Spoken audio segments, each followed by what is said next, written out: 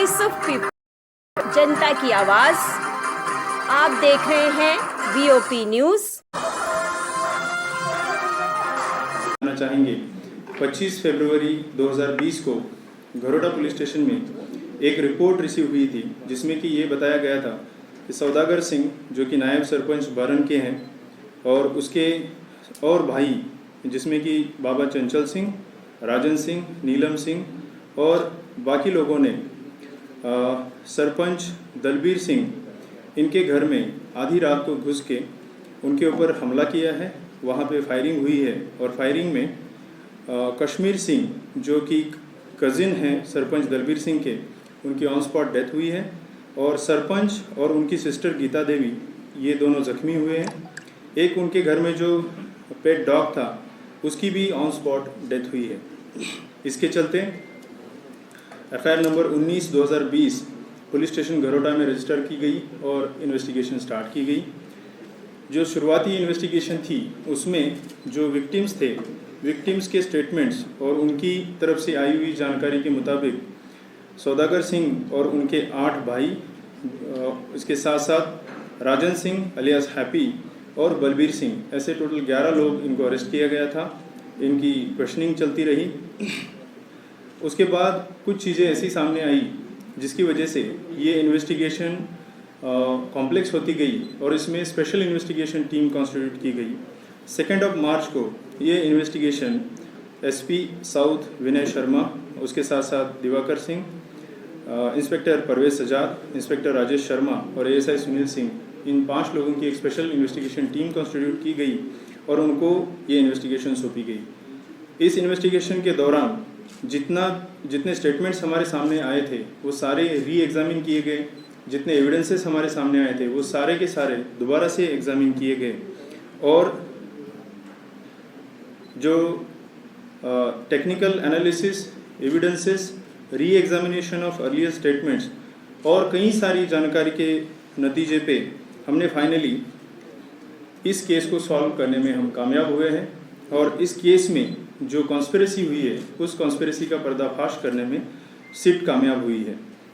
अभी जो इस इन्वेस्टिगेशन में पता चला है वो ये पता चला है कि ये जो घटना है, इस घटना को शंकर सिंह, जो कि सरपंच दलबीर सिंह के भाई, सरपंच दलबीर सिंह, उनकी बहन गीता देवी, इन सभी लोगों ने मिलके एक कॉन्स्पिरेसी के तहत इस घटना को अंजाम दिया है। शंकर सिंह ने अपने मसेरे भाई, जिनका नाम कश्मीर सिंह है, उनके ऊपर कातिलाना हमला करके, उनके ऊपर फायर करके उनकी जान ली है और उसके साथ साथ सिस्टर गीता देवी और भाई दलबीर सिंह, उनके ऊपर अपना बचाव करने के इरादे से, एक जिसको सेल्फ इन्फ्लिक्टिंग इंजरी कह सकते हैं, उस तरीके की इंजरीज की है। एक फॉल्स केस जिसमें बाबा चंचल सिंह, डिप्टी सरपंच सौदागर सिंह और उसके भाई, इसके साथ साथ हैप्पी और बलबीर सिंह जो कि एक कंप्लेनेंट जिसका भाई है, जिस कंप्लेनेंट ने सरपंच के ऊपर एक और केस दायर किया हुआ है और जिसका इन्वेस्टिगेशन ऑलमोस्ट कंप्लीशन के स्टेज में है, उन सभी लोगों को एक ही केस में फंसाने के मकसद से एक साजिश रची गई और इस साजिश में डिप्टी सरपंच, उसके सभी भाई बलबीर सिंह और इन सभी को फंसाने की कोशिश की है। जो प्राइम इसमें अक्यूज्ड है शंकर सिंह, उसके इंकिशाफ पे weapon of offence along with cartridges हमने रिकवर किया है और इसके साथ साथ बहुत सारे कोरैबोरेटिंग एविडेंसेस भी हमने रिकवर किए हैं, जिससे कि ये साजिश क्लियरली पता चलती है। ये एक rarest of the rare case जिसको कहा जाए, ऐसा केस सामने आ रहा है जिसमें कि पॉलिटिकल और ज़मीनी जो लड़ाई है उस लड़ाई को सेटल करने के लिए और जिस कंप्लेनेंट ने सरपंच के ऊपर केस डाला है उस कंप्लेनेंट के ऊपर प्रेशर बनाने के मकसद से इस तरीके की साजिश रची गई है और ये केस और इस हत्या को अंजाम दिया है। इस केस के बारे में अगर कोई सवाल है तो शंकर सिंह पोस्टेड कहाँ पे है और वेपन जो यूज किया है वो कौन सा ऑफिशियल वेपन है उसका? जो वेपन यूज़ किया है ये 12 बोर वेपन है और ये इलीगली एक्वायर्ड है और शंकर सिंह जो है जीआरपी में पोस्टेड है। सर एक चीज़ है कि जो स्टार्ट इसको डाइवर्ट करने की काफ़ी सारी कोशिशें हुई है, उसके लिए इवन फेक और फैब्रिकेटेड एविडेंसेस क्रिएट करने की भी कोशिश की गई है और उसमें भी हमने एक जो फैब्रिकेटेड एविडेंस क्रिएट करने की कोशिश में जो लगे थे उनको भी अरेस्ट किया हुआ सर वो डिपार्टमेंट के ही लोग हैं? जी नहीं, वो सिविलियन है। क्योंकि इस कोरोना की जो महामारी है इसके चलते जिस तरीके से बाहर के और जगहों के जो रिपोर्ट्स आ रहे हैं उन रिपोर्ट्स को देखते हुए लोग खुद ही ज़्यादा अपने तौर पे प्रिकॉशंस ले रहे हैं, जो कि एक बहुत ही सराहनीय बात है और ये मैं ज़रूर यहाँ पे मेंशन करना चाहूँगा। सर कल से रमज़ान शुरू हो रहे हैं तो जम्मू पुलिस की तरफ से क्या मैसेज रहेगा खास करके कम्युनिटी के लिए? सबसे पहले रमज़ान के लिए मैं सभी भाइयों को मुबारकबाद, सभी लोगों को मुबारकबाद देना चाहूँगा जम्मू पुलिस की तरफ से। रमज़ान के टाइम में ये जायज़ है कि सभी लोग चाहते हैं कि हम इकट्ठा हो जाएं, इकट्ठा होके प्रे करें, लेकिन आज के इस दौर को देखते हुए मैं सभी लोगों से ये अपील, ये रिक्वेस्ट करना चाहूँगा कि जहाँ पे भी प्रे करना है आप अपने घर में बैठ के प्रे करें, इकट्ठा ना हुए। और रमज़ान आप अगर अच्छी तरीके से और भाईचारे के मैसेज से सेलिब्रेट करना चाहे तो वो सबके लिए अच्छा होगा। हम ज़रूर समझते हैं कि जो ये जो महीना है वो ऐसा महीना है कि जिसमें सुबह की प्रेयर, फिर आफ्टरनून की प्रेयर, शाम की प्रेयर्स, ये सारी एक कंपलसरी चीज़ के तौर पे लोग देखते हैं, लेकिन साथ ही साथ ये देखना ज़रूरी है कि आज का जो माहौल है वो ऐसा माहौल है कि अगर अभी तक जितने हमने प्रयास किए हैं वो प्रयास कंटिन्यू हमने नहीं रखे, कोई 10-15 दिन या 1 महीने तक हो सकता है कि हमें ये प्रिकॉशंस लेने पड़े। ये प्रिकॉशंस अगर हमने नहीं लिए तो जो जितने पहले प्रिकॉशंस लिए गए उनके सबके ऊपर पानी फिर जाएगा। तो मेरी तरफ से सभी लोगों को ये रिक्वेस्ट रहेगी कि अपने घर में रहें, अपने घर में ही प्रेयर्स करें और अगर किसी भी तरीके की कोई भी दिक्कत आपको आती है तो आप हमारे साथ, जम्मू पुलिस के साथ जुड़ सकते हैं। प्रशासन पूरी आपकी मदद करने के लिए आगे रहेगा। सर कुछ दिनों पहले एक्स-एमएलए डिप्टी मेयर और काउंसिलर के खिलाफ एक एफआईआर दर्ज हुई थी, उसका क्या स्टेटमेंट है? इन्वेस्टिगेशन उस एफआईआर में चल रही है। जहां तक आप जानते हैं कि सभी लोगों से हमने बार बार अपील की है कि सोशल डिस्टेंसिंग का खास ख्याल रखें, एक जगह पे सभी लोग इकट्ठा ना हो और इसके चलते डिस्ट्रिक्ट मजिस्ट्रेट ऑफिस से पर्टिकुलरली कुछ जगहों के बारे में लिखा गया है कि जैसे मॉल्स है या थिएटर्स है, सिनेमा हॉल्स है, ये कम्प्लीटली क्लोज्ड है। तो ऐसी जगहों पे दोबारा से मैं सभी से अपील करूंगा कि किसी भी तरीके से इकट्ठा ना हो, एक जगह जमा ना हो और अगर किसी भी तरह अगर आपको रिलीफ डिस्ट्रीब्यूट करना है, कुछ भी करना है, एडमिनिस्ट्रेशन के साथ कोऑर्डिनेट करें, कोऑर्डिनेटेड वे में घर घर जाकर डिलीवरी करके हम ताकि कोरोना को भी ना फैलाएं और साथ ही साथ रिलीफ भी डिस्ट्रीब्यूट करें, ये दोनों चीज़ें साथ साथ करें। क्या वो ऑफिशियल फंक्शन था या ये पॉलिटिकल फंक्शन था? जो केस जो उस इंसिडेंट में जो केस लगा हुआ है वो क्योंकि अंडर इन्वेस्टिगेशन है तो उसके बारे में ये सारी बातें बाहर देना मैं समझता हूँ उचित नहीं है। सर एक चीज़ आपसे जाननी है, जिस तरीके से आपने कहा काफ़ी एफआईआर लगी हैं, बहुत सी दुकानों को सील किया गया है, बठिंडी की अभी भी ऐसी कुछ शॉपिस हैं जो उल्लंघन कर रही हैं टाइमिंग का, 1 या 2 को छोड़ के, क्योंकि वहाँ पर हमारी एसडीएम से बात हुई, एसडीएम ने ये कहा कि इनकी टाइमिंग 4 बजे से लेकर 7 बजे तक है, लेकिन अभी भी मस्जिद के सामने बात करें, लॉकडाउन का उल्लंघन हो रहा है, टाइमिंग की उल्लंघन हो रही है और 11 बजे तक वो शॉपिंग खुली हुई है। जहाँ जहाँ पे भी ऐसे रिपोर्ट्स हमारे सामने आएंगे उनके ऊपर उचित कानूनी कार्रवाई की जाएगी। सर रति शर्मा जम्मू परिवर्तन से। सर यहाँ पे जी सर मेरे जो क्वेश्चन है वो ये है कि अभी तक पैरोल पर कितने लोगों को छोड़ा गया है जम्मू अगर डिवीजन की बात की जाए और जम्मू एरिया की अगर बात की जाए, और आपको लगता है कि अगर जिनको छोड़ा गया है क्या वो सही डिसीजन है? इसके बारे में मैं जम्मू डिवीज़न की बात नहीं कर पाऊंगा। जम्मू डिस्ट्रिक्ट की अगर बात आप करना चाहें, डिस्ट्रिक्ट में हमारे जो डिसीजन हुआ है वो ये मद्देनज़र हुआ है कि कितने लोग ऐसे हैं कि जिनको कोरोना की जो संक्रमण होना बहुत ज़्यादा लाजमी है, जो कि क्योंकि उनका एज ज़्यादा है, से 60+ है, या उस तरीके की अगर कोमॉर्बिडिटी है और भी किसी बीमारी से वो पहले ही लड़ रहे हैं, या कितनी क्राउडिंग है, वो सारी चीज़ों को मद्देनज़र ये डिसीजंस हुए हैं।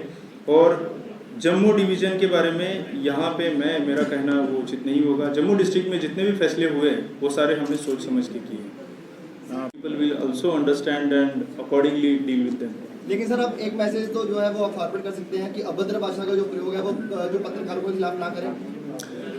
ना ही पत्रकारों के खिलाफ, किसी के भी खिलाफ अभद्र भाषा का प्रयोग मेरा कोई भी पुलिसकर्मी नहीं करेगा। अगर ऐसा कोई करता है तो उसके खिलाफ उचित डिपार्टमेंटल या कानूनी कार्रवाई हम करेंगे। Thank you sir.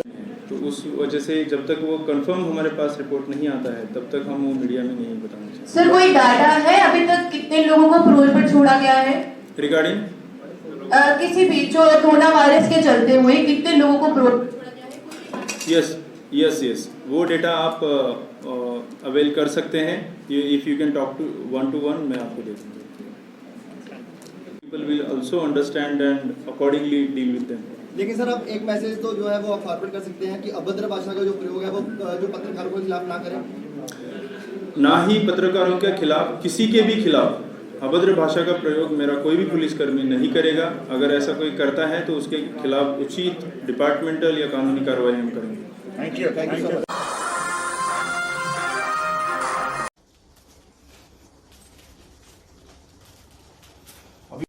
Bharatiya Janata party की तरफ से सभी कार्यकर्ताओं को एक डायरेक्शन दी गई थी कि फेस मास्क और सैनिटाइजर लोगों तक पहुंचे। उसी संदर्भ में हमारे सभी महिला कार्यकर्ताओं की तरफ से घर में मशीनें लगा करके खुद भी बाकियों को साथ में लेकर के मास्क बनाने का काम जारी है। हमारे प्रदेश की मंत्री श्रीमती रेखा महाजन जी ने एक मास्क जो बनाए हैं, ये अपने आप में एक बड़ा एप्रिसिएशन का काम है। मुझे लगता है कि इसी तरह से सभी लोगों को इन्वॉल्व रहना चाहिए और कोई भी व्यक्ति मास्क के बिना न चले, क्योंकि इस कोरोना महामारी से जब से हम लड़ रहे हैं ये बड़ी प्रिकॉशंस लेना बहुत जरूरी है। और घर घर में जाकर के हमारे जो कार्यकर्ता मास्क बांट रहे हैं अपने आप में एक अद्भुत काम है। हम मिलजुल करके कोरोना महामारी को भगाने के लिए अनथक प्रयास करें और जहां भी हमारा ये संदेश पहुंच सकता है उसको पहुंचाना चाहिए।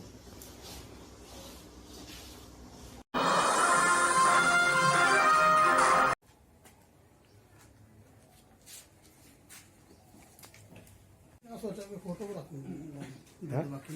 बाकी फोटो नहीं नहीं तुझे देना कोई गल नहीं इतने बाग च यह दाने खड़ोते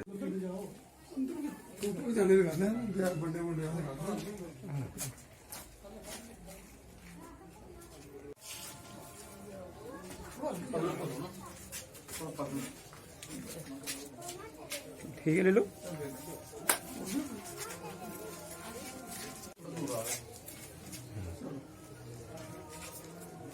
नहीं ठीक है जी। आल जीवन के सरारा सदर सभा की तरफ से आज हमने ड्राई राशन डिस्ट्रीब्यूट करने का एक जिम्मा उठाया है। इसमें हम बाऊ फोर्ट में आज शुरू करेंगे। ये सारा जो राशन आया है ये हमारे जितने भी साथी हैं उनकी कंट्रीब्यूशन से आया है। और जिस तरह से हम बाऊ फोर्ट में शुरू करेंगे वैसा ही हम जहां जहां सरारा कमेटी रहती है हर गांव में कोशिश करेंगे कि गांव में जो पहुंचाने की। और जो हमारा डिस्ट्रीब्यूशन का जो सिस्टम है ये घर घर पहुंचाने का हमने जमा किया।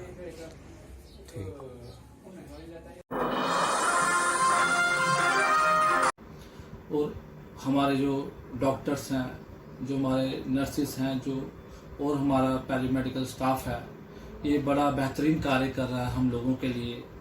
और इसी महामारी के बीच एनएचएम स्टाफ भी है जो कॉन्ट्रैक्ट बेस पे है, जो उतना ही कार्य कर रहा है जितने बाकी डॉक्टर्स नर्सिस कर रहे हैं, मगर वो कॉन्ट्रैक्चुअल बेसिस पे है, उनकी परमानेंट स्कीम कोई नहीं है। बड़े दुख के साथ कहना पड़ रहा है कि जो पिछले कई सालों से ये एनएचएम स्कीम्स के द्वारा सेंट्रल गवर्नमेंट के द्वारा लगाए गए हैं एम्प्लॉय, इनका कोई फ्यूचर मद्देनजर नहीं रखा है गवर्नमेंट ने। और मैं सरकार से अपील करता हूँ कि इस महामारी में भी ये लोग उतना ही कार्य कर रहे हैं जितने बाकी लोग, बाकी डॉक्टर्स या बाकी स्टाफ कर रहा है। ये भी सुबह निकलते हैं, शाम तक लोगों की सेवा में अपना समय देते हैं। और कुछ फैसिलिटीज में कम पे में मैं सरकार के द्वारा जो लगाए गए लोग हैं इनके लिए अपील करता हूं अपने मीडिया वाहिनी के माध्यम से कि इनको भी इक्वल बेनिफिट्स देना चाहिए। और ये भी बराबर काम कर रहे हैं इन लोगों के साथ मिलके। और इस जो आपदा में है इससे निपटने में ये भी अपना कुशल योगदान दे रहे हैं। ये भी कोरोना वॉरियर्स हैं, ये भी एक युद्ध की स्थिति जो बनी हुई है हमारे देश में, जो इस वायरस के लिए लड़ रहे हैं, ये भी वही योद्धा हैं NHM वाले जो सिर्फ कॉन्ट्रैक्चुअल बेस पे लगा दिए गए हैं। हमारी सरकार से मांग है कि इनको परमानेंट कर दिया जाए और इनको equal pay, equal work benefit दिया जाए। आज मैं अपने मीडिया के भाइयों के माध्यम से ये कहना चाहता हूँ कि हमारी पार्टी इस मुद्दे को अंत तक लेके जाएगी जब तक इनके फ्यूचर के लिए कोई सिक्योरिटीज नहीं दी जाती गवर्नमेंट के द्वारा, और इनके फ्यूचर के लिए बेहतर कार्य के लिए सरकार कोई ना कोई प्रावधान नहीं लाती। जय हिंद।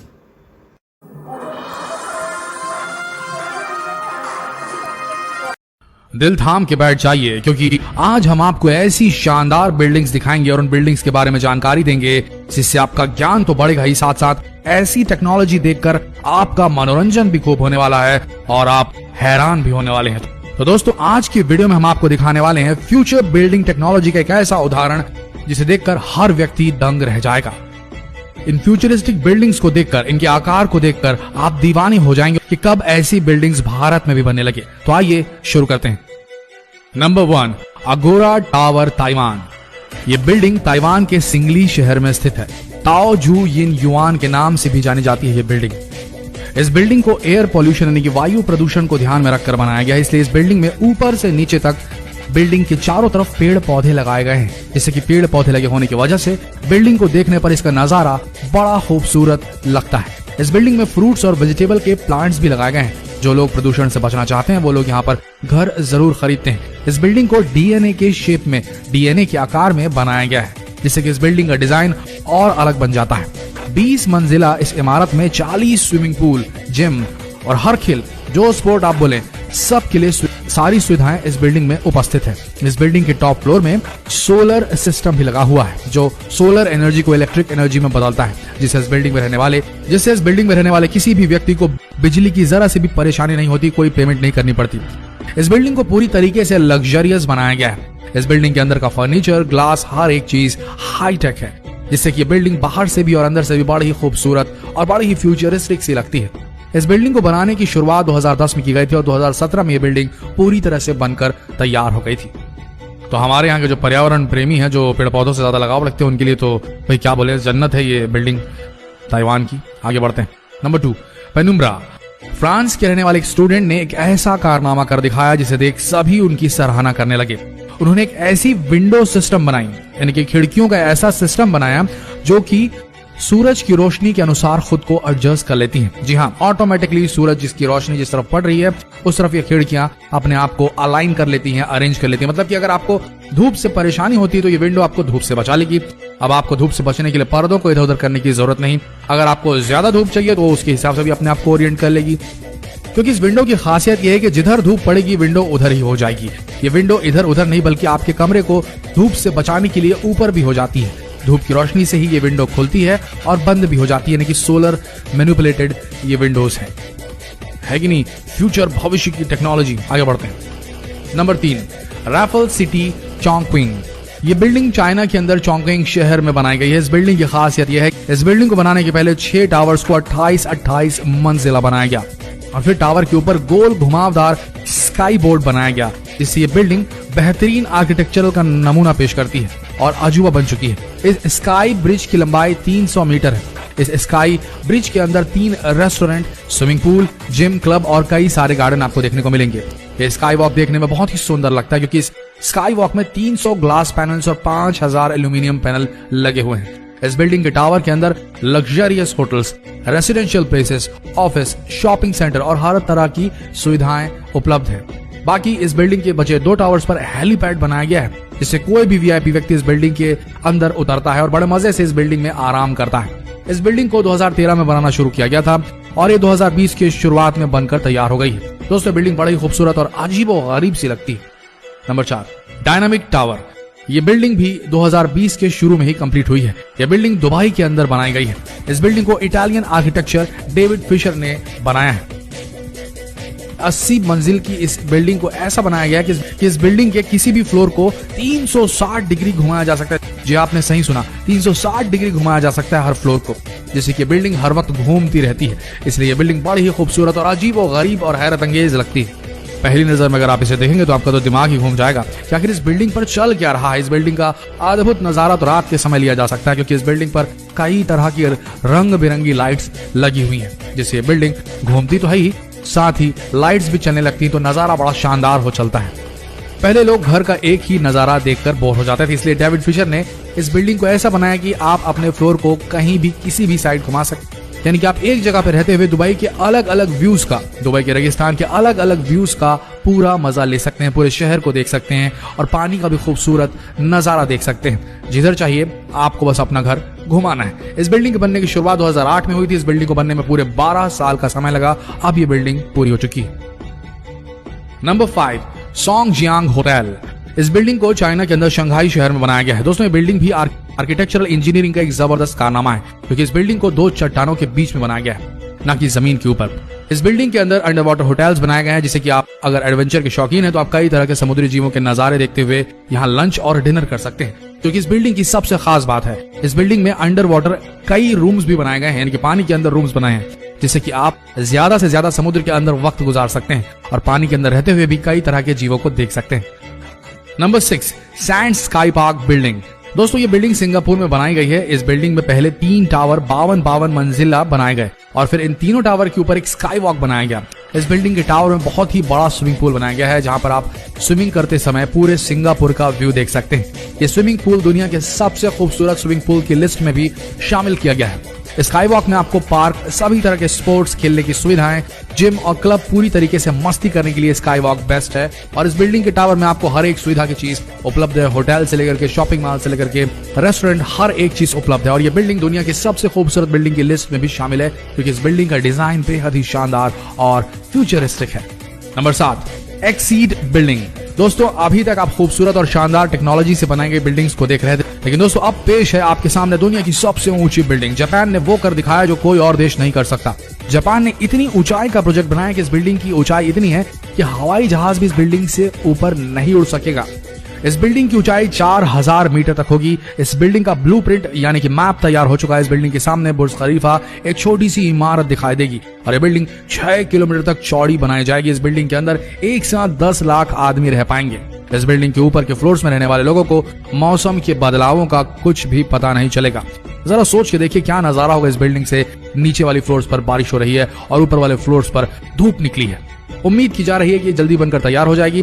तो दोस्तों, आशा करते हैं फ्यूचरिस्टिक डिजाइन से बनाई गई ये बिल्डिंग्स आप सबको पसंद आई होगी। ये थी डायनामिक फ्यूचरिस्टिक बिल्डिंग्स जो कि मूव करती है, अचल नहीं, ये चल संपत्ति है। आशा करते हैं ये ज्ञान से भरा हुआ एंटरटेनिंग वीडियो आप सबका मनोरंजन करने में कामयाब होगा। अगर हुआ तो इस वीडियो को शेयर करना ना भूले अपने फ्रेंड्स, फैमिली, रिलेटिव में, फेसबुक पर, व्हाट्सएप पर, और इस पेज को अभी फॉलो करें क्योंकि अगला वीडियो और भी दिलचस्प होने वाला है। मिलते हैं अगले वीडियो में, तब तक के लिए आप सबका धन्यवाद।